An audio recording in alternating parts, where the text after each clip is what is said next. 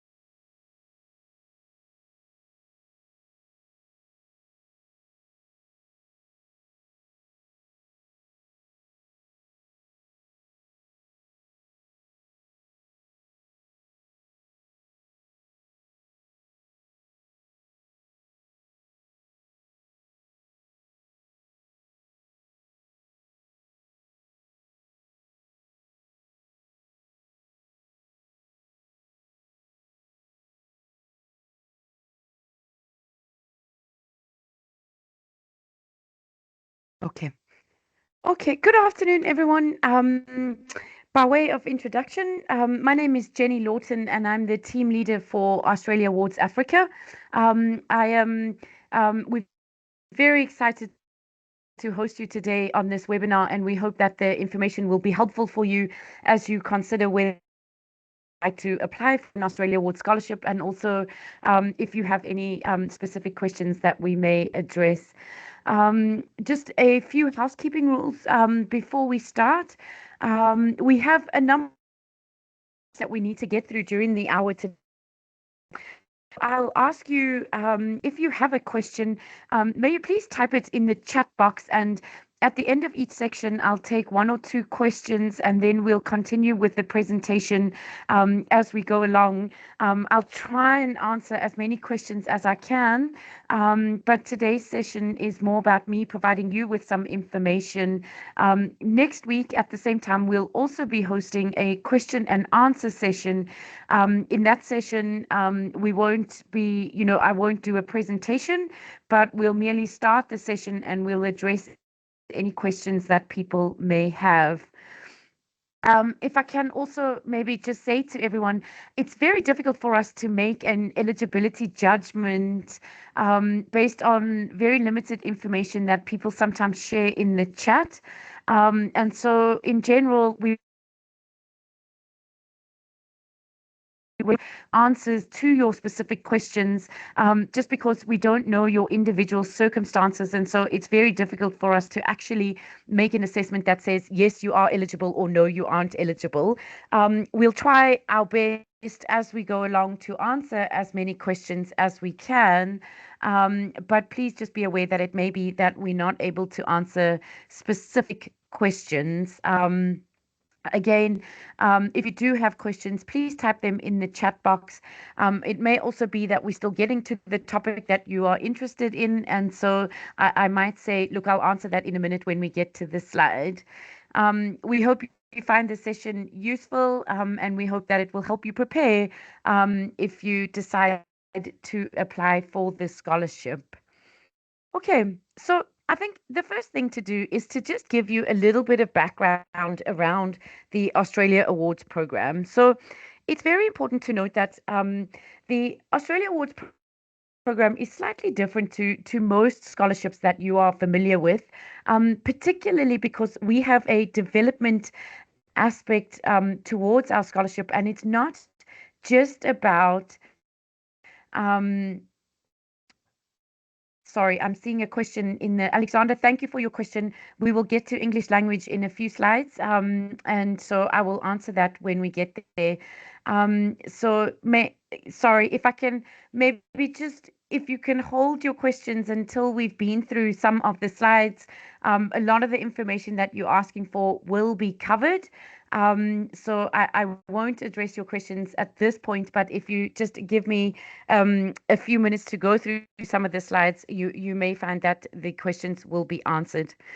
So to go back to the original slide that we're talking about, the Australian formational scholarships. So what that means is we are setting about not only to give individuals that are successful in the scholarship an opportunity to study a master's, but rather we walk a journey with you when you come home and you commit to us to implement what we call a reintegration action plan. And so essentially, we are using you as a tool so that you can come back to your home country and have a development impact based on those skills and the knowledge that you learn when you are in Australia. How we decide that is very much based on the bilateral agreements between Australia and the relevant African countries. And we do so in priority sectors that are important not only to, the receiving country, but where Australia has a competitive advantage as well.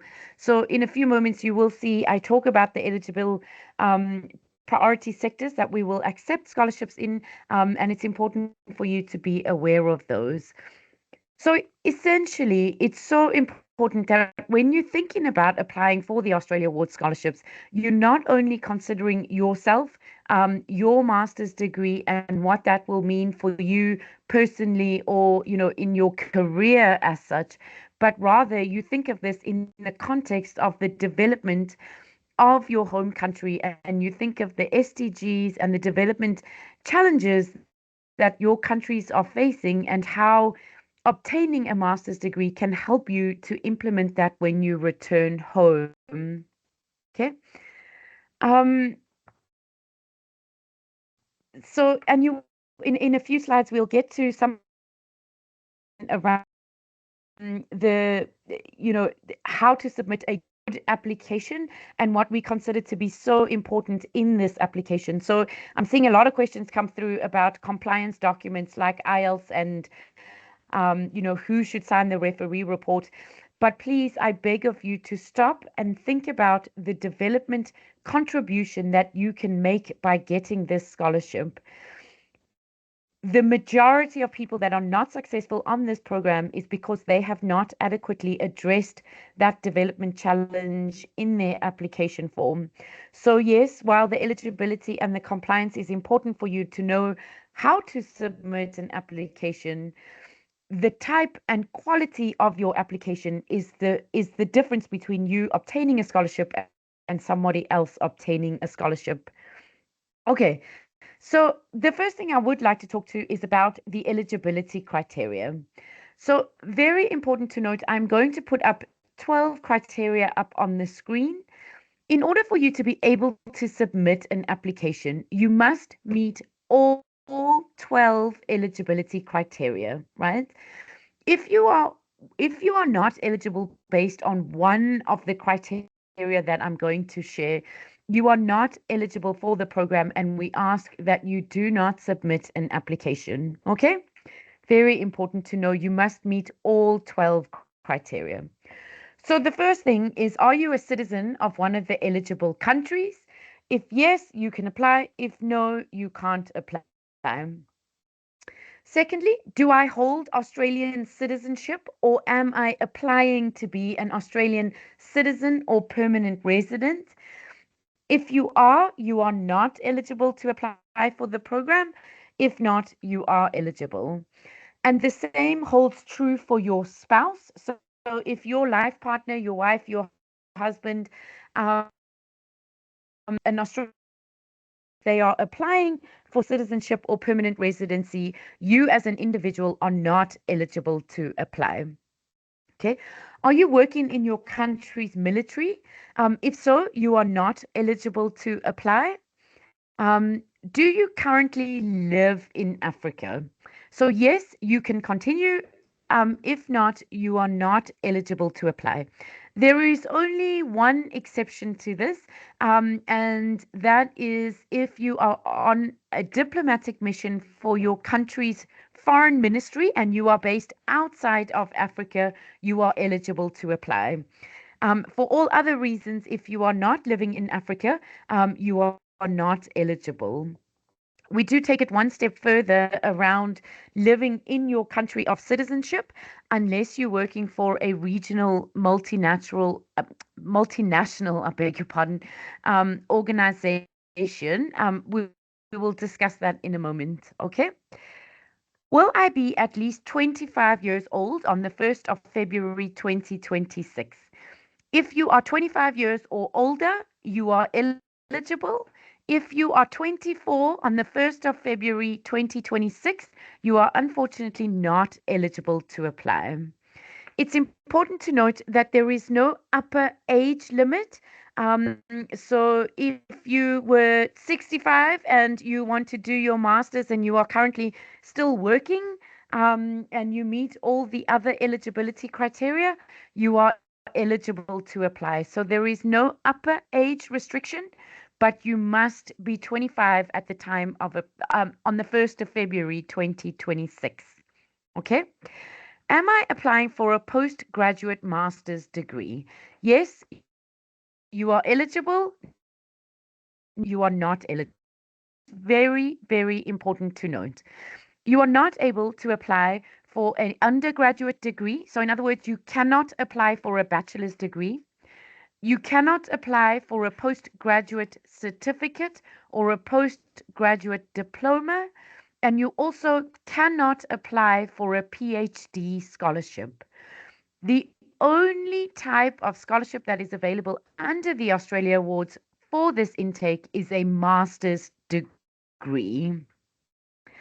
Are you currently employed? So, if you are currently working and you are receiving a salary, you are eligible to apply. If you are not currently employed or if you are volunteering, unpaid volunteer work, you are not eligible to apply. Okay. You must have at least 5 years of postgraduate work experience in a relevant field. If a little bit more, because we get a number of questions on this. Okay.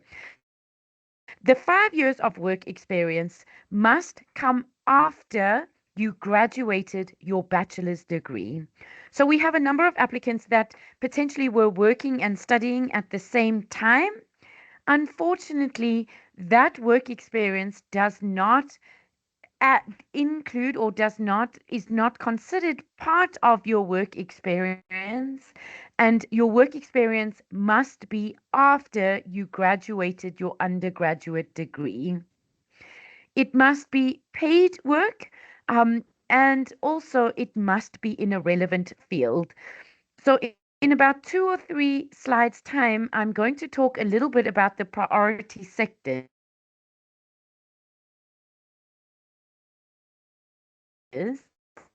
about relevant field.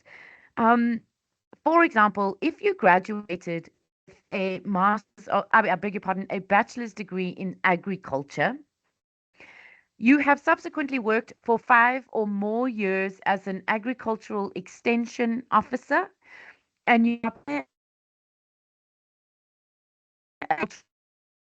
a business or anything in the agricultural field,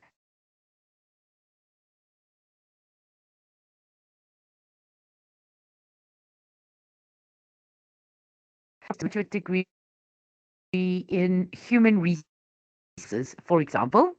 You then have 5 years working for a law firm as a human resources officer. And now you are wanting to apply for a Master's of International Security, for example. You are not eligible to apply. Can you see that your undergraduate degree, the work experience, and the course that you are applying for do not align, and they are not the same fields, and they are not in the well, the your undergraduate degree and your work experience in that example is not in a priority field, and so therefore you would not be eligible to apply. It's very important when we talk about the sectors because if you apply in a different sector, you'll immediately not progress through the application assessment component of the selections. Okay. Do I already hold a master's degree or am I currently studying towards one? So if you already hold a master's degree, you are not eligible to apply. And if you are currently enrolled or studying towards a master's degree, you are not eligible to apply. There is one exception to that, and that is if you are somebody who is living with disability and you have a master's degree in a technical field. So, say, for example, you have a master's of mining, mineral and energy economics, and you now would like to do a master's in gender disability and social inclusion, you may apply for that one specific course. You, however, have to be somebody that is living with a disability. Okay. Do I hold an undergraduate degree? So, if you do not hold a bachelor's degree, you are unfortunately ineligible to apply for the scholarship. So you must have graduated 5 years ago with your undergraduate degree, and you must obviously have been working for 5 years subsequent to that graduation to be eligible for the program. All right. And very lastly, if you have previously received an Australia Award scholarship, a long-term scholarship, you would not be eligible to apply. If you have, however, received a Australia Awards short course or an Australia Awards fellowship scholarship, you are eligible to apply. So we mean a long-term award, which is generally like over 12 months or more. Okay, just a reminder, if you are if you do not meet the eligibility of any one of these 12 um, criteria, we ask you not to submit an application because you are ineligible. You must meet all 12 criteria in order to apply for this scholarship. Okay. Now, if we can just take a moment to discuss the countries. So, and forgive me because I'm going to read out 25 country names. So please be patient with me. But I want us to be very clear. So, if you are from Algeria, Angola, Benin, Botswana, Cote d'Ivoire, DRC, that's the Democratic Republic of Congo, Egypt, Ethiopia, Ghana, Kenya, Madagascar, Malawi, Mauritius, Morocco, Mozambique, Namibia, Nigeria, Rwanda, Senegal, Sierra Leone, South Africa, Tanzania, Uganda, Zambia, or Zimbabwe. So if you are a citizen of any one of those 25 countries, you are eligible to apply. Unfortunately, if your country is not listed here, you are not eligible to apply for the scholarships.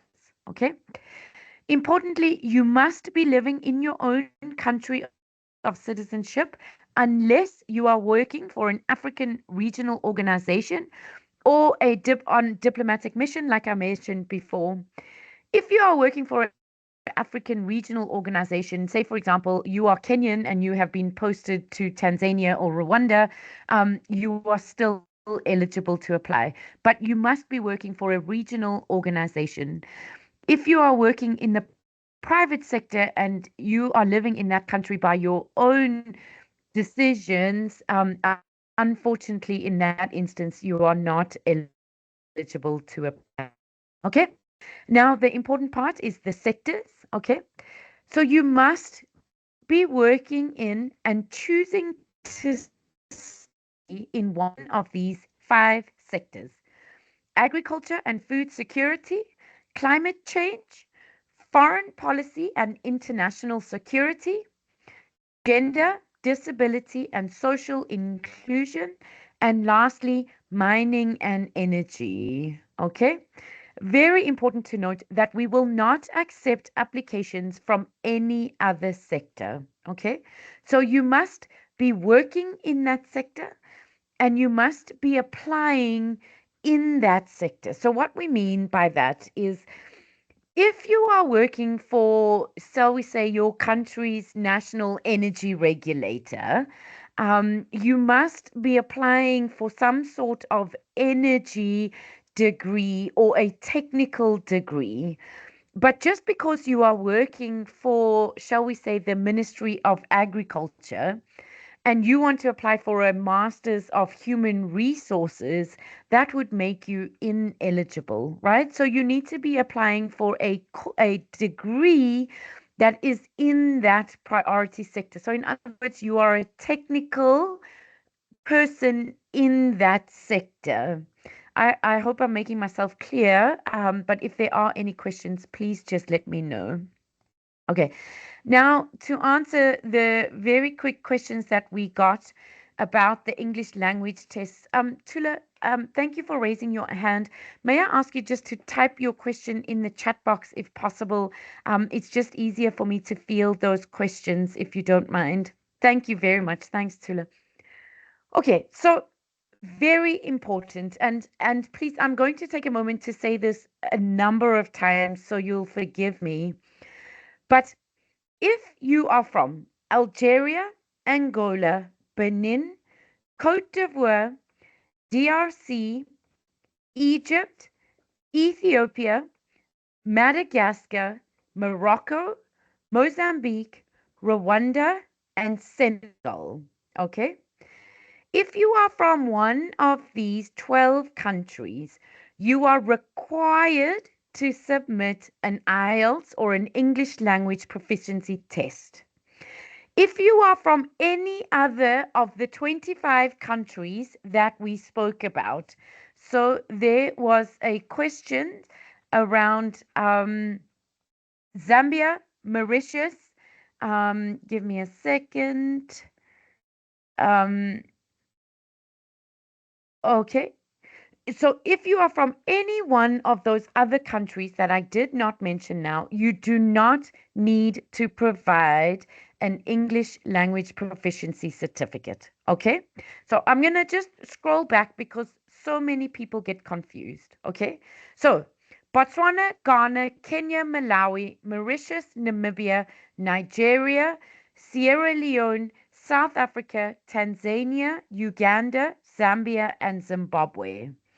If you are from one of those countries, you do not need to submit an English language proficiency certificate.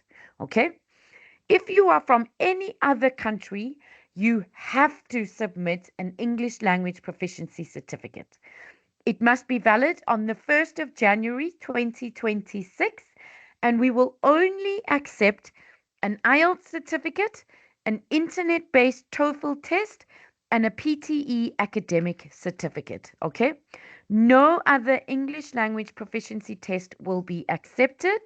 And that includes the paper-based TOEFL test. We don't accept that certificate.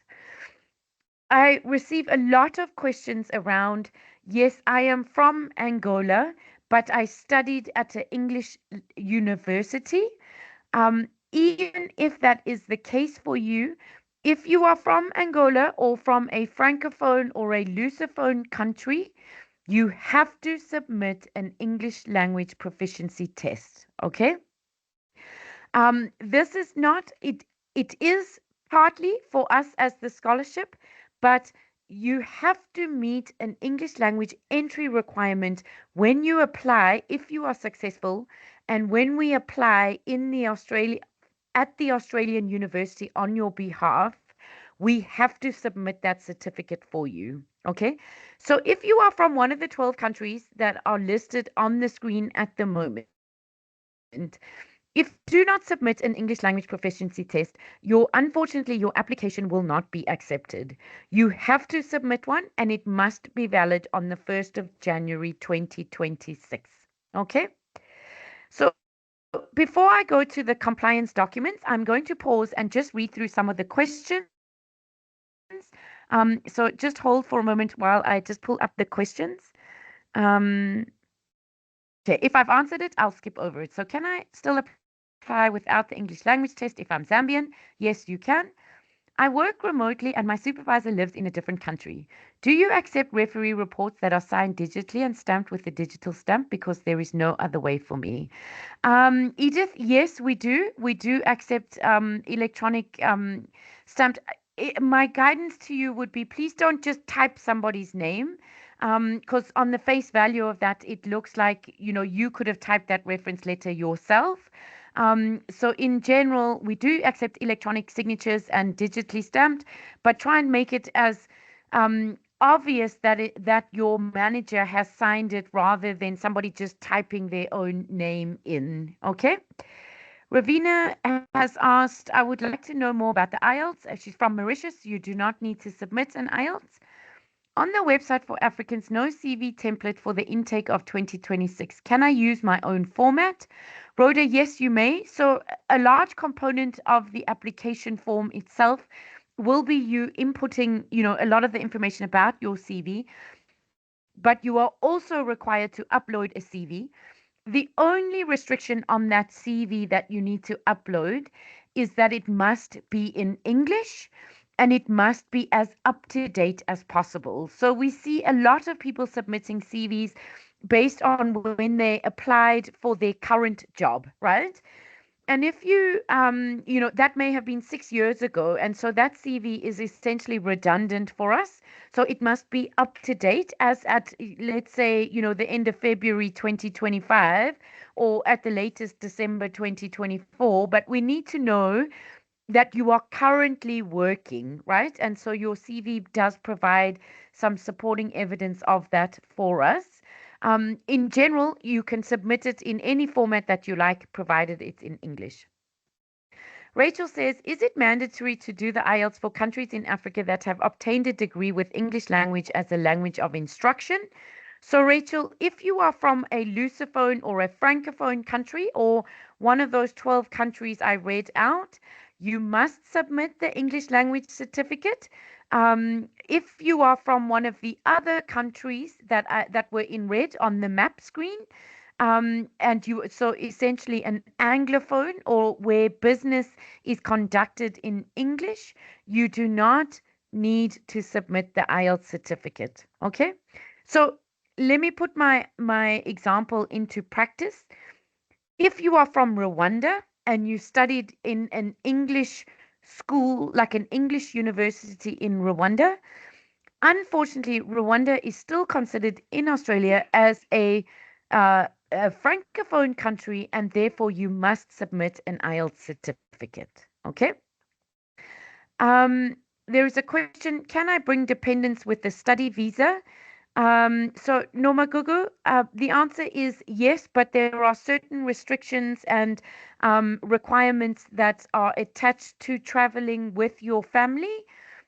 I encourage you to focus on the application now. And if you are successful, we will share all of the information with you. Okay.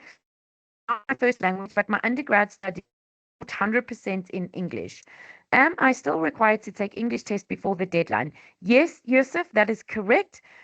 If you are from a Lusophone or a Francophone country. Jerry asks, what if I work in the private sector? Am I eligible to apply? Yes, Jerry, you certainly are. eligible. We are going to talk a little bit as soon as I'm done with the questions about the supporting documentation and that employee referee report. We appreciate that if you are in the private sector, it may not be easy for you to get a referee letter. And so there are some accommodations that we make for that. Um, okay. Mutiani says, if your 5 years postgraduate work experience will be later this year after closing date, do I qualify? Um, yes, you do. So what we do is we will take your work experience right up until January 2026. So say for example, if you applied now in March and you have 4 years and 2025, by the time we get to January 2026, you would then have the 5 years work experience. So we preempt that you will work for the months following your submission of your application until the date you mobilize to Australia. Okay, Roseberry says, does gender, disability, and social inclusion fall under education?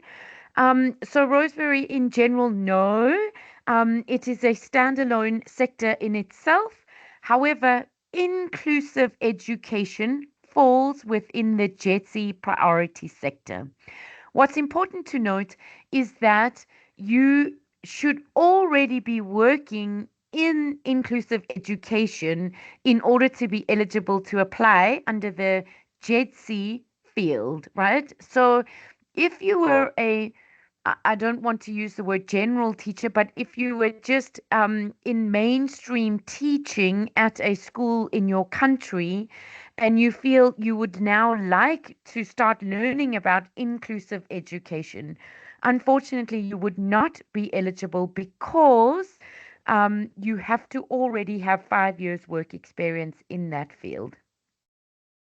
Should I have received my degree exactly 5 years ago? So, Susan, not 5 years or more ago, right? So important is the 5 years of postgraduate work experience.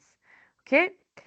As an applicant from Sierra Leone, do I need to take an IELTS test? No, you don't. Sierra Leone is considered an English language, an Anglophone country. Etta says, how can I find the study programs? Etta, if I can just get to a few more slides down, I'll show you exactly how we can do that. Um, okay, there's a question on the country eligibility, which at this point, unfortunately, the list of countries are the list of countries for the 2026 intake, and so they won't be changing at the moment. I'm going to take two more questions and then I'm going to return back to the slides. If you are communications officer and support work in the climate adaptation and resilience field, does that mean you are ineligible? That's a very interesting question, Tula. I guess my first thought would be, what is your undergraduate degree? And to what extent are you supporting climate adaptation and resilience, right? So you would need to demonstrate that you already have 5 years, enough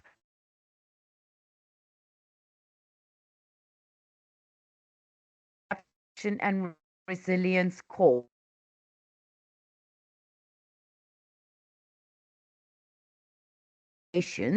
Because that is not part of our priority sectors. Okay. Sandra, this is the last question that I'm going to take before going back to my session. Sandra says, I work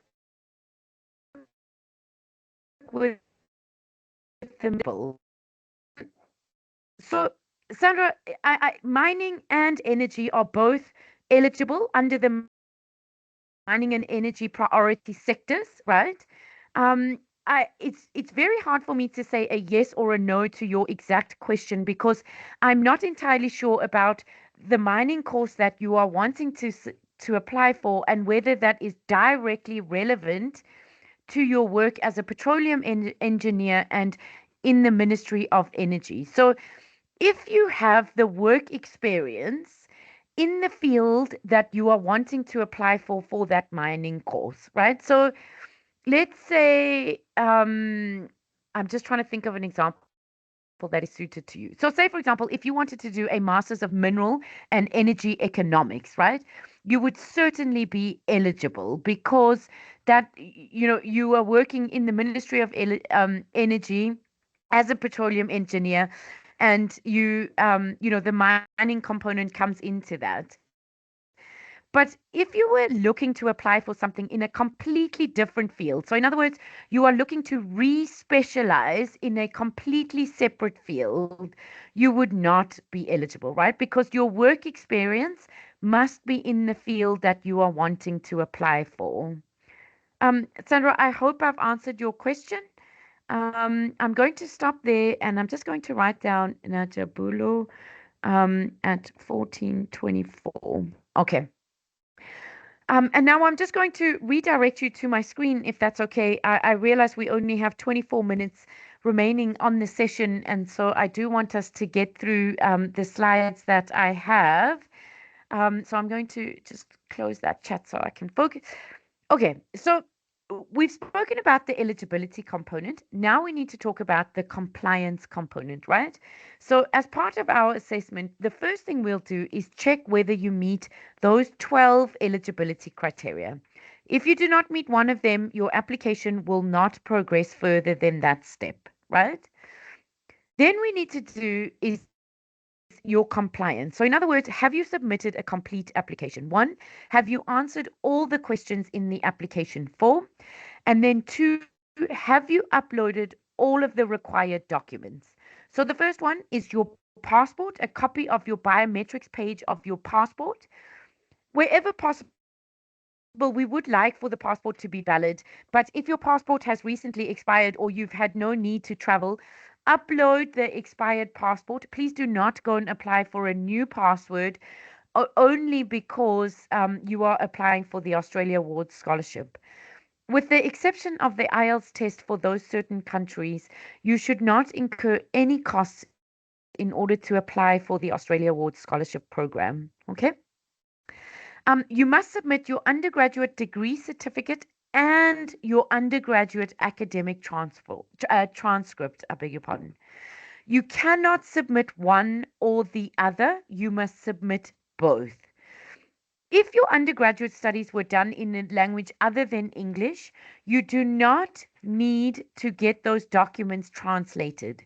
Submit them in the language that your certificate and your transcripts were issued in. If you are successful and we need to apply to an Australian university for you, we will sort out the translation of those documents for you. Okay? So do not pay anybody to translate or to certify any of the documents that you are going to upload on the program, on your application. Okay? It's not necessary at this point in time.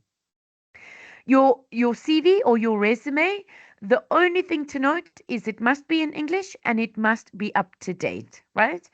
Then we have the employer, I beg your pardon, the employer referee report and the academic referee report. Okay. So your employer referee report.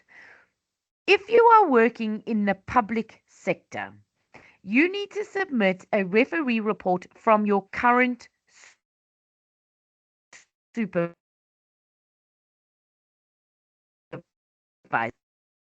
to apply for and take up this scholarship if you are successful. However, if you are working as in a civil society or if you are working in the private sector, we fully appreciate that you may not be able to go to your boss and say, I'm applying for a 2-year scholarship and I need a referee's letter from you, right? You could potentially lose your job or, you could face, negative backlash or whatever the reason may be. We don't particularly want to tell our private sector employers or bosses that we are thinking of leaving for 2 years. In that instance, so if you are working for the private sector or if you are working for a civil society organization, we recommend that you get that referee report from your previous employment. Okay. So if you have worked for somebody else, then you get that person, so your past employer, to submit a employee report for you. Your academic referee report, you know, it's got to be in English. Sorry, the employee referee report should also be in English in order to be eligible. On our website, there is a template that you can download for them to complete. And the same for the academic referee report. A lot of people do raise a concern to say, look, I studied 20 years ago. I don't have anybody at the university that I am familiar with or that I can reach out to get a referee report. In that instance, we recommend get a second supervisor, or you can never get a referee report from somebody that is on the same level as you. It always needs to be somebody more senior or somebody that you report to. Get one from your previous employer or get one from another manager or supervisor in your current organization that is of more seniority to yourself if you are not able to get that academic referee report.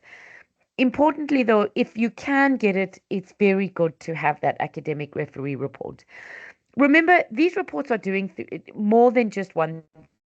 They are talking about what your current roles and responsibilities are, but they are also a character reference, right? So they are explaining to those that will assess your application why you stand out as somebody that should receive this scholarship or why you shouldn't, right? So very generic letters that says, Jenny worked for Australia Awards Africa for X number of years.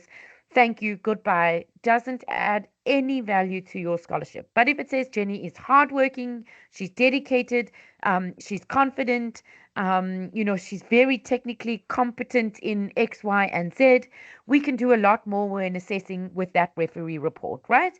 So please try and make it as unique as you can to yourself. And then the IELTS, TOEFL, or Pearson's test, only if you are required to submit it because you are from a non-Anglophone country. Now, for those that are from an Anglophone country that may have started their application on OASIS, you may get a question to say, on what date did you complete your IELTS certificate?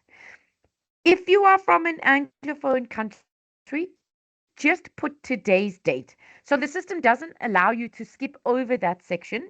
But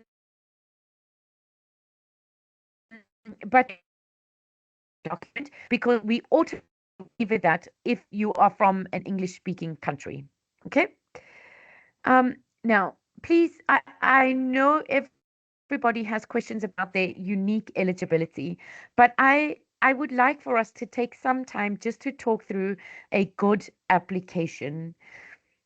I can't stress to you enough how sought after our program is. We are inundated with thousands, and when I say thousands, I mean thousands and thousands of applications with very, very few scholarship positions available every year, right?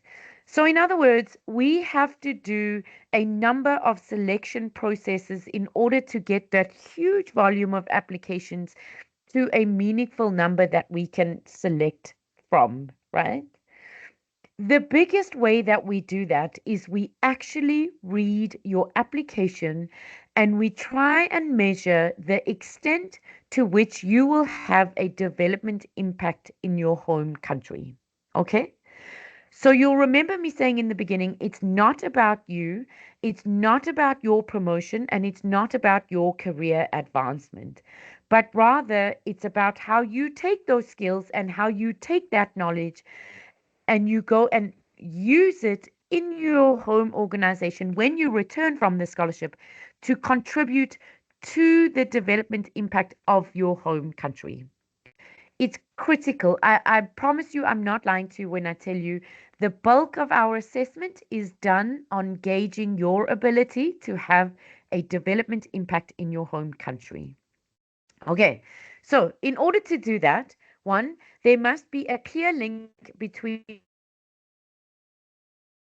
the course that you select to do in what you intend to do when you those three things and how they are interlinked.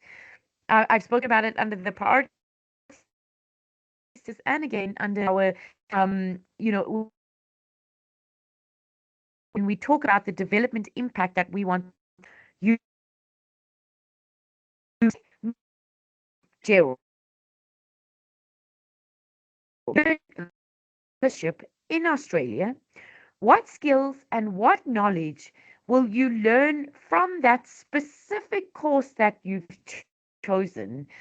And what will you do with that knowledge when you come back to your home country? It's also very important that you don't just say, well, I'm going to eliminate poverty in my country, right? Because we know that's unrealistic and it's very unlikely that one of our scholars is literally going to take X country out of poverty, right? It must be smart, right? You remember the SMART goals? You must be able to quantify what it is that you want to do.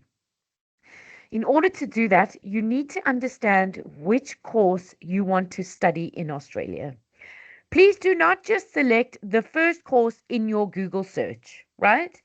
Um, there are there are over 50 universities in Australia.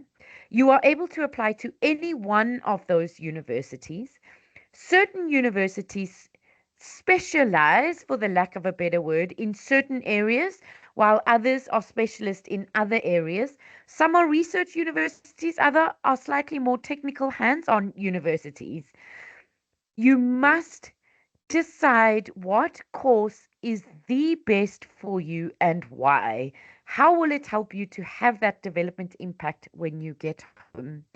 Okay, there are two very important websites, and perhaps I'll copy these. Actually, I'll ask Melvin, if you're on the call, if I can ask you just to copy these two links into the Google chat, into the chat, so people are aware of them.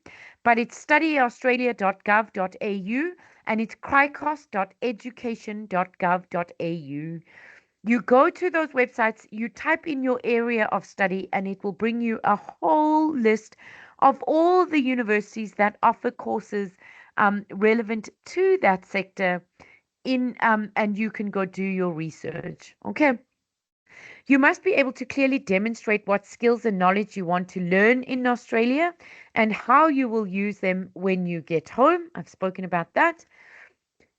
You must try and discuss your application with your supervisor, right? And make sure that your referee report supports the detail of your application, right? So, in other words, what we're saying is that development impact in general, when you are from the public sector, if you do not have the support of your ministry or of your supervisors and your line managers, we know that the possibility that you are going to be able to implement what you said you were going to do is diminished, right? But if your supervisor says, oh my goodness, Jenny must go and study this Masters of Climate Change. We have this community that is living on the river and excuse me, they are losing their crops because of landslides and mudslides, and we need to go and learn how to, I don't know, make the soil less. Forgive me, I'm not a climate expert, and my example has just fallen over. But you get the point, right? And so where the employer says we are lacking this skill in our organization, if you give the scholarship to Jenny, she will come back and she will start this task force, or she will be tasked with reviewing the policy related to disability inclusion in our workplace. We clearly believe, and it holds strong, that it will be easier for you to demonstrate that development impact with the support of your employer. Slightly different for those working in civil society and the beg your pardon, the private sector. We know that it's unlikely that you will be able to get your employer's support at this point in time. If you can, that's wonderful and it's the most amazing thing. But if you are not able to, you need to talk in as detail as you can about what you will do when you return home. So importantly, it's when you are working for the private sector, we know that it's very difficult to automatically assume that you are going to go back to that organization, right? But assume that you are going to go back to a similar organization, right? A lot of people that work in the private sector tend to want to submit an application that says, when I come back, I will be a consultant and I will consult with this new skills and knowledge that I've gained in Australia. It's very admirable, and we don't doubt that maybe that is something that you would be able to do. But we know you don't have clients because you're currently working for somebody. We know it's hard to establish consulting businesses without the work experience previously. And so when you are considering your statement of intent, put yourselves in a similar organization to the one that you are working in now. Your application just makes more sense, and the intentions of what you want to do are more measurable in that instance. Okay? Make sure all your documentation is attached and do not submit your application with missing documents. Okay. If you have not submitted your IELTS certificate, do not click submit on that application. Save it until you receive the certificate and then upload it. Okay. Please, this one is critical. Please do not embellish or overstate or make up things in your application form. They will be tested. If you progress through, you will attend an in person interview and you will be challenged on what you've written in your actual application form. Please do not have somebody else write the application for you. Particularly relevant is that we do not accept the use of AI, ChatGPT, Copilot, or any other um, AI, artificial intelligence support in your application. We have tests that we are able to run, and if we detect that AI has been used, your application will not progress. So please do not do that. Okay. Then we've spoken about this, so I'm just going to skip through this. I want to spend 2 minutes on just identifying your course and your university, and then I'll go back to the questions that were on the slides. Okay, so remember, ask yourself, what skills and knowledge do I want to gain? How will they help me in my current and future employment? And also, what are my short and long-term career goals, right? Those are three things that will help you define what type of course you are looking for in Australia. Then, do you want a degree that is very focused in a specific area? So, in other words, would you want to do a Master's of Agribusiness, for example? Or would you want to do a Master's of Agricultural Sciences or Master's of Agriculture? And as part of your electives, you can select some business subjects. See the difference between the two there, right? Do you want a degree that has a research project in it? Do you want to do a degree by research? Do you want a degree where you do internships or paid placements in organizations in Australia? Actually qualify for the course that I'm applying for. So, particularly where they are very specialized fields, there are some additional requirements that are required in order for you to gain admission into certain courses. On the website, tell you what those are. Look at them and see whether you meet those entry requirements. Okay. We find people often want to select a university first and then pick a course. Please don't do that. Pick your course and then pick your university, right? Pick the course that best suits your needs. Okay, very important. And then also consider, where do you want to live? For example, you may want to live in Adelaide, the wine country in Australia, for example. There are 6 or 7 universities in Adelaide, and so you first select the course that you want to study, and then you select the university. So many people say they want to go to this university, and it's generally because it's the first Google search that they've done, or somebody they know went to study at that university. That is not reason enough for you to select that specific course. Okay. And then you'll go to the CRICOS website, www.cricos.education.gov.au. it will start here, and you select course search and you type in the whatever theme or the sector that you are looking to study in. And you will see, once you've done the search, all the different types of universities that offer that type of course will come up, and it will tell you masters of or graduate diploma. You are looking at the master's courses, and then you will go to that university's website. So, for example, here in my example, I've picked the Masters of Agricultural Science at the University of Western Australia in Perth. You will then go to the University of the Western Australia website. You'll type in the Masters of Agricultural Science, and you will read all about that course. Every university in Australia has this on their website, and every university is required to provide you information about the course structure. You will go down to the details of what it is that you will study in the different units or subjects, and to make sure that what you are looking to study meets that skills gap. Okay. Right? So first you go to our website and you complete an eligibility pre-assessment checklist. Those 12 criteria that I had up on the screen at the very beginning of the session, you'll go and answer each of those questions, and the system will tell you, yes, you are eligible, no, you are not eligible. If you are not eligible, please do not progress. If you are eligible, you will be directed to the actual application form. You'll submit that application, you'll complete that application form, and then you will submit. And when when all of your questions are answered and all of your supporting documentation is uploaded. Okay. If you'll allow me, we have 3 more minutes of the session, but I see there are there are a number of queries here, and so I'm just going to go back to the last question that I had, which was at 14:24. Give me 1 second. I'm going to try and go through as many of these questions as I can.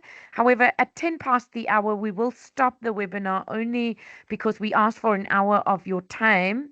And so we will, Mel, perhaps may I ask if you can actually close the chat at the moment so that we limit these questions to, because there's a number. And so once we've been through these questions, if we can make them in the 10 minutes, then we will answer them. Give me 2 seconds. Okay. Sorry, I'm just looking. I'm just trying to go back to the other one. Okay. So Njabulo says, I was wondering if there will be a chance in the future for someone who wants to study an undergraduate degree in architecture. So Njabulo, unfortunately, at the moment, the Australia Awards is a postgraduate program. So for us, I've mentioned a couple of times in this session around the development impact that that we believe you will have when you return to your home country. We feel that those that have already worked and that are in more senior positions in their organizations have a better chance in doing that development work that we are aiming for. So unfortunately, we'll bring it's an IELTS academic certificate, RKTL asks. Isaac says, I hold a bachelor's degree in ethics and human rights. I have 5 years work experience with refugee migration. I I am eligible for foreign policy and international security. Isaac, based on what you have said, um, yes, I believe so. If you can link your human rights and your ethics to your country's foreign policy and international security, right? It's slightly different to human rights. So you need to be working in and have experience in those two sectors. Um, What if I studied the Bachelor of Science in Business Administration and worked in the health sector as a pharmacist stores officer? Am I eligible? So, Andy, unfortunately, I would assume you are wanting to study either a business degree or a pharmacy degree. Both of those are not eligible under the Australia Awards. Hussein says, can I come with my family, wife, and daughter? There are, yes, there are some, you can travel with your dependents, but there are certain restrictions and there are certain requirements that need to be met in order for you to travel with your family. You can go and look at our frequently asked questions on our website for more information. But for me, I feel we need to focus on your application at this point rather than the terms and conditions of the actual scholarship. Okay. How can I access the study programs and institutions relevant for the scholarship? So, Bunde, you go to the CRICOS website or you go to the Study Australia website, and any Australian, as long as it has what we call a CRICOS code, and it is a master's degree, the program, and it is in the relevant sectors that we've been speaking about, the program can support it. A recorded version of the session. Yes, it will be up on our YouTube page, so you can get it there. Can someone who studied health-related course apply? John, unfortunately, no. Health is not in the priority sectors. If one is a civil engineer by profession, is he or she permitted to apply for a master's in project management or construction management? So, Augustine, on the superficial, at the very superficial level, based on the information that you are applying for, you are giving me, I'm going to say no, because that is not one of the 5 sectors that are eligible unless you are working in mining projects, right? Or those constructions is purely focused on climate change related something, right? But in general, if you were just working in the private sector as a civil engineer in those 2 fields, you are not eligible to apply. Belinda asks, can the referee report be handwritten? Yes, you can submit a handwritten one. That's no problem. Does work in non-government organizations qualify as work? Richard, yes, it certainly does, and you are eligible to apply. The only thing that you need to just double check is any volunteer work that you've done, right? So volunteer work will not necessarily count, but paid volunteer work or work in NGOs and work in private sector and work in the public sector is considered. Chiamaka says, I am in the process of completing my application for the processed study program, but have encountered a technical issue while filling out the forms.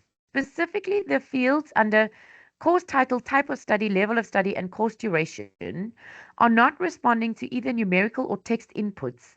I have attempted troubleshooting by refreshing the page using different browsers, clearing my caches, and trying another device, but the issue persists. Could you kindly advise on this? Additionally, is this a known issue, and are there alternative ways to complete my application? Um, Chiamaka, I'm not sure if Tito's on the line. Tito, may I ask you just to take this question offline and we can email Chiamaka directly to try and resolve this? Um, for me, the fields that you are asking for, the level of study and the course duration, I don't recall them being in the application form, but perhaps I'm misspoken. And so I will ask Tito to take down your question and answer it and offline, if that's okay. Les asks, can I apply if I work in engineering? Well, that depends, Les, on what engineering you're doing. So we've spoken about the civil engineering and construction. If you were working as an engineer on a mine, or if you are working as an engineer in climate change, but you must have the 5 years technical experience in those sectors, then you can. Okay, Solomon says, I work in a private telecommunication firm. Can I apply for a study program in mining and energy, considering my background as an electrical engineer?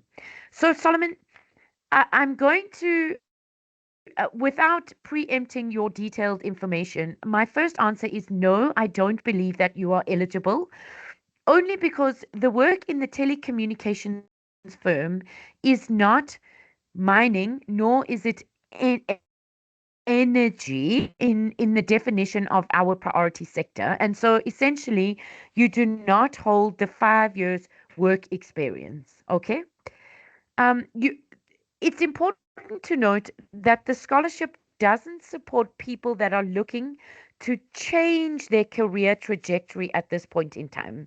So, in Solomon's case, if he's talking about working as an electrical engineer in the telecommunications field, and now he wants to go and do engineering or mining, that's a digression from your current career, right? And that is not what we are supporting under this program. Robert from Kenya says, I have 5 years of work experience, initially in the medical sector before transitioning to agriculture and research. Does the eligibility criteria consider applicants with diverse work experience across different sectors? So, Robert, unfortunately, no. Your work experience must be in a relevant field to what you are applying for. So, in your example, we would expect 5 years of agriculture and research experience, research in terms of agricultural research, just to clarify. And so no. Richard says, I studied public health but pursued a career in JETSI. Can I still pursue a master's in JETSI? Yes, Richard. This is the only example where that applies, right? And that, but you have to have the 5 years of work experience, okay? Jabal Sese from the Gambia says, I'm a person with disabilities. I have not seen Gambia, not part of the eligible countries. I work for a national disability NGO, okay, where I rose to become the national president, advocating for equal rights and equal opportunities, till I left and now concentrate working energy and mining sector implementing US funded programs. Okay, let me just double check. You said from the Gambia, right? So unfortunately, Jabel, the Gambia is not eligible for the program in the 2026 intake. Okay. Tula says, I have a diploma in journalism, 10 years experience in the field. However, I am only graduating with a BA honors in communication in April. Does the eligibility come into effect? Tula, unfortunately, yes, or Zondi, I beg your pardon. Um, yes, it does play a role. You need 5 years of postgraduate work experience. Okay. Muhammad has asked, how can I access the DFAT template for the employer and academic referees? Mel, may I ask you just to put the link in the chat if you can? It's on our website under the How to Apply section. Okay. Gerald says, sorry, if I have master's degree from other country, am I eligible to apply for Australia awards? So Gerald, no, you are not eligible if you have a master's degree or if you are studying towards a master's degree, you are not eligible for the program unless you are somebody who is living with disabilities and you are wanting to go from your technical master's degree to a degree in JETSI where one can influence policy and practices in the gender, disability, and social inclusion field. Okay. How can I get potential supervisor to study PhD in transportation engineering? So unfortunately, Baruch, I'm not in a position to help you. Um, your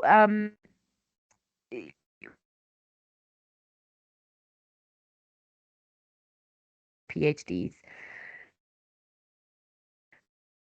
So because you hold a master's degree, you would not be eligible for our program. Ilachua says, is it compulsory to have a 5 year experience? I finished about 2 years ago, ready for my master's and hoping this is a good chance. So unfortunately, yes, you must have 5 years of work experience. Um, Vanessa says, I am currently on the website applying, but I'm finding it difficult to choose a course and school. Please, how do I go about it? So you go to the Cricos website and you go to the study in Australia, and that will teach and that will show you how to select your scholarship. Okay. Um, Jenny, sorry, just on that, Chiamaka's issue was related to that. She needs to enter the Cricos code. The name of the course, the duration, all of that will automatically be filled based on the Cricos code. okay, so let me just share my screen again. To make this easier, just to answer that question. So, Chiamaka, you will see when you go to the Cricos website, there is something called the Cricos course, and it's got a number. Can you see on my screen this 074945E, right? You need to take down that number and you will type that in your application form, and then it will update for you. Okay? Thanks, Tito. Thanks a lot. Eh? Can one get half scholarship in case he or she fails to get this award scholarship?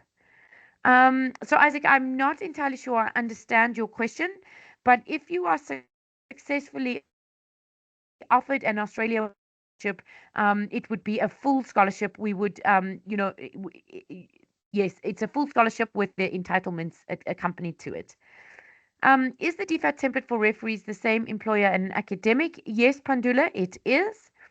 Does one have the chance to be awarded an online course if the preferred program is offered in any of the Australian as an online program? Very good question, Augustine. And unfortunately, no.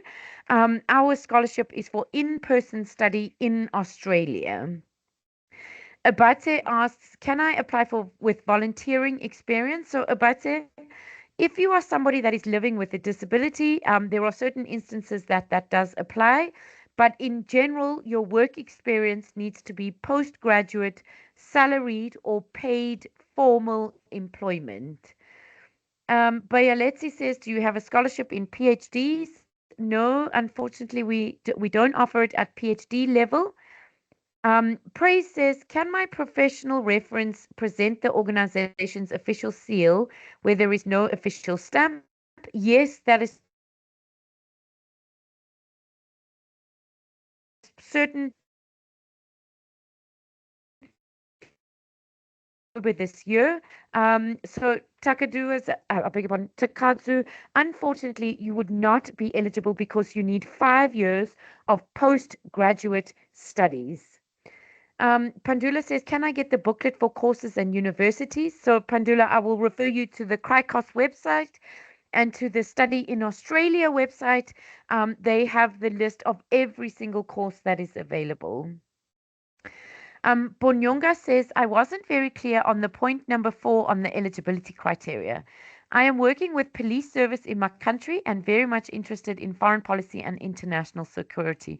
So, Bonyanga, just based on the little information that I'm telling to reading from your note, you are eligible. We are talking about your country's military only. People working in the police service are eligible to apply. Okay. I've answered Praise's question. Anthony says, I serve in foreign policy and international security. However, I do procurements and contracts for foreign policy. Am I eligible? Well, Anthony, I guess it depends on what you want to apply. Which masters are you applying for? If you were applying for a Masters of International Security, you would certainly be eligible. But if you were applying for a Masters of Procurement, you would not be eligible, right? There's a distinction between a generalist degree and a technical degree that one needs to. Cosmos said, sorry, I joined late. I would like to know what to consider when writing personal statement as part of the requirement. So just up on the screen, Cosmos, I'm going to put up this slide and you can just have a read through that while I'm speaking. It's very much around the link between your work experience, what you want to study, and what you want to do when you return home. Okay. Paul says, what area should we focus on more during the application? Statement of purpose or the awards and recognitions obtained or a strong recommendation letter? So, Paul, for me, the statement of purpose and the recommendation letter are the two more important components of your application, but I would not want to deter you from sharing information about recognition or awards that you have obtained. But the statement of purpose and the recommendation letter are very critical to your application. Okay. Um, Ida says, hello, I have a degree in political science and I'm currently working as communications planning and monitoring advisor. I have experience in the field of gender and political power. Am I eligible for the master's program in gender, social inclusion, and disability? So Ida, it's very difficult for me to say yes or no to yours, only because I haven't been able to see the roles and responsibilities that you have in your current employment. Okay. On the assumption that your current role has a clear, delineated reference to a JETSI terms of reference. So, in other words, if there are tasks and responsibilities that you need to do in your job related to JETSI, then yes, you are eligible. If you do not have that experience, you are not eligible. Okay. Um, so Ituna says, for the referee report, should the referee print out the template provided to fill? Well, they can print it out and write it if they want, or they can do it electronically on the computer. My recommendation would just be that you print it to PDF before you upload it. Um, I am a graduate of agricultural economics. Do I qualify? Yes, Paul. Agricultural economics falls under the agriculture and food security sector. Um, uh, okay, sorry. Forgive me. I'm going to take just one step back, and I'm going to answer five more questions, and then unfortunately we're going to need to close out the webinar. I see there are still numerous questions. I encourage you to please join us this time next week where we will just answer questions. Perhaps if we don't get to the questions that are here, we will, I can start that session next week by answering those questions. But we almost 20 minutes over time now, and I'm not being very respectful of people's time. So I'm going to do five more questions. Unyati says, please, what are the English requirements for students in Nigeria? Unyati, there are no English language requirements. You are from an English-speaking country. How old should be the bachelor's degree for me to be eligible? So Chapunza, or Valerie, I'm not sure I understand, but you need 5 years of postgraduate work experience. So in other words, 5 years since the date you graduated with your undergraduate certificate. Okay. Edith said, do my undergraduate certificates need to be certified? No, they do not need to be certified. You can just upload scanned copies of your documents, right? Even the ones that you certified in 2017, that is fine. Upload them, it's no problem. And please do not pay to have them translated, certified, notarized, anything. You just upload the documents as is. If you are successful, then we will work with you to get those formally translated or certified as necessary. I failed to find course content from specific university for a particular MSc program by using this trade. Okay, Molambemba, try the study in Australia. Perhaps just refine your search that you are looking for. Um, what if one worked? Okay, this will be my last one. Rahib says, what if I have worked in more than one of those sectors in different organizations? Food security at company A and gender at company B. Which program should I apply for? Rahib, what's important is you need to know which one you want to apply for, right? Where is your work experience and what is it? What is that development need that you would like to address in your home country, in your organization, and what course are you going to study in order for you to be able to contribute to making that development challenge better. Okay? All right. I'm going to stop here. I'm just taking down the time. So sorry, give me a second. That's Paul Koyo at 14:33. Okay. So thank you very much to everybody that's participated on the webinar. I'm sorry that I was not able to get through to all the questions. But we encourage you to please come and listen to us again. It will be me speaking again. I'm sorry. I'm sure people are very tired of my voice. But next week, we will answer all the questions that people may have. There won't be a presentation. So we will just do an hour of questions and answers, and we'll go through them like I did today. And I'll answer each of those questions.